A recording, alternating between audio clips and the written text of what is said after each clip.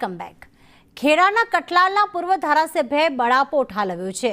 પૂર્વ ધારાસભ્ય કનુ ડાભીએ બળાપો ઠાલવ્યો અને કહ્યું કે પદની ગરિમા અને સન્માન તેમને નથી મળ્યું।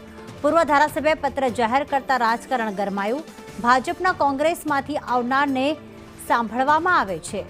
મૂળ ભાજપના કાર્યકરોની કદર થતી નથી। વિકાસના કામોમાં અવગણના થતા પૂર્વ ધારાસભ્યએ રોષ ઠાલવ્યો અને કહ્યું કે પદની ગરિમા પણ જળવાતી નથી, માન સન્માન નથી મળતું। કોંગ્રેસમાંથી જે આવતા હોય છે તેમને પ્રાથમિકતા આપવામાં આવે છે।